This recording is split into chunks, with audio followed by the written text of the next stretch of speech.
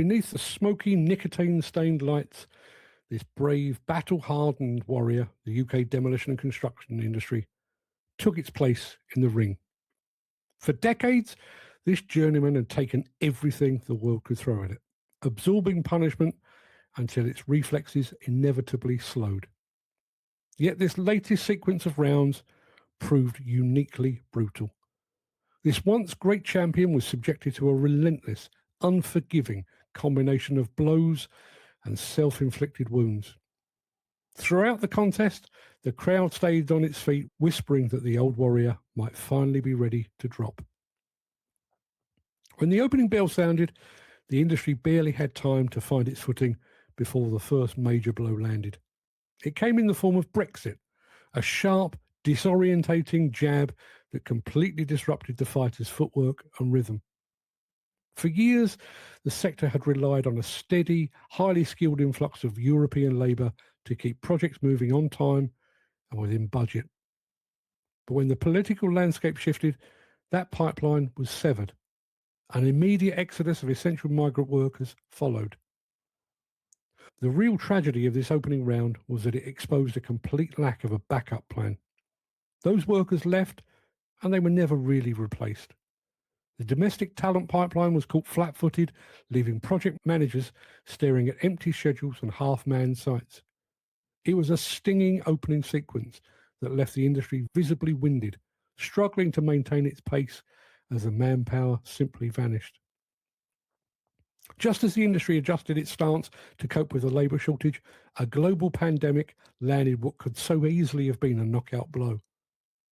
That was the COVID-19 round, a heavy, looping hook that shook the sector to its very foundations.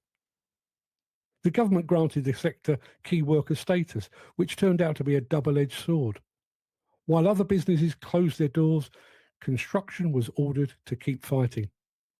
The industry showed immense bravery, keeping sites open and the wheels turning amidst unprecedented fear and confusion. But the punishment absorbed during that period was immense. Supply chains fractured overnight. Material costs began a slow, agonising climb, and the sheer logistical nightmare of maintaining social distancing on a bustling site dragged productivity through the mud. It was a punishing, exhausting round that drained the industry's vital reserves. And every classic fight has its moment of controversy, a flashpoint where sportsmanship goes out the window. For the British construction sector, that moment arrived in April 2022. That was the removal of the red diesel subsidy, and it was a textbook low blow. The industry's defences were already down. Firms were desperately trying to recover from the financial hangover of the pandemic while navigating the post-Brexit reality. Then the Treasury delivered a sickening gut punch by removing the tax relief on red diesel for the vast majority of construction and demolition plant. To strip away the subsidy at a time when alternative electrified heavy machinery was either non-existent or commercially unviable was nothing short of a foul. Excavators, crushers, wheel loaders, demolition rigs can't run on good intentions. They require vast amounts of fuel to help them reshape our cities. Overnight, operational costs skyrocketed for every contractor in the land. The referee looked the other way, leaving the industry doubled over in pain, gasping for air on the ropes. What followed was a relentless flurry of punches that left our fighter pinned in the corner, covering up just to survive. This was the macroeconomic onslaught, a rapid-fire combination of soaring overheads that hit from every conceivable angle. The scarcity of skilled labour forced contractors to pay premium rates just to secure basic site crews. Global geopolitical tensions pushed traditional energy prices to historic highs. Risk profiles expanded, leading premiums to balloon for high-exposure demolition work. Standard material prices surged, compounded heavily by recent rises in steel tariffs. Every single monthly invoice became a fresh blow to the jaw. Profit margins, which are historically razor-thin in this game, evaporated completely. Contractors found themselves trapped in fixed-price contracts signed months prior, watching helplessly as the actual cost of delivery soared far beyond their original estimates. It was a masterclass in economic punishment. If the financial flurry threatened a stoppage, the introduction of the Building Safety Act was a devastating uppercut delivered right to the chin. Designed to rectify long-standing structural oversights, the Act radically extended the period of responsibility for developers and contractors. While the intentions behind the legislation were understandable, the immediate commercial reality was a heavy blow to an already fragile ecosystem. The legal liabilities grew heavier, the bureaucracy thickened, and the financial exposure for past and present projects expanded exponentially. The industry quickly witnessed the tragic casualties of this uncompromising round.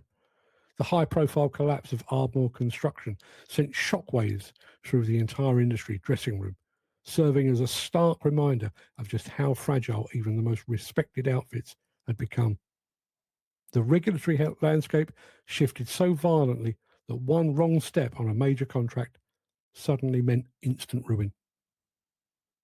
The bell rang to end the penultimate round, and the UK construction industry stumbled back to its corner. It was a sobering sight. This once brave fighter slumped heavily onto a plastic stool, head bowed, chest heaving in desperation. The physical toll was etched across every inch of its frame. The eyes were swollen shut by inflation, the breath was hitched by labour shortages, and blood from the red diesel wound stained the canvas. The referee strolled over, leaning in closely, looking into those fatigued eyes and seriously considering stopping the contest to prevent further damage. In the corner, the coaching team looked panicked. They clutched the white towel, fingers twitching, ready to toss it into the centre of the ring to signal an end to the agony. The pundits in the commentary box were already writing the obituary of British infrastructure. But the industry, as it has always done, refused to lie down. It waved away the towel. With a slow, deliberate effort that defied all logic, the old champion gripped the ropes and stood up. The sector wiped the sweat and blood from its eyes with the back of its glove. It spat out the broken teeth of past contracts, and it raised its guard once more.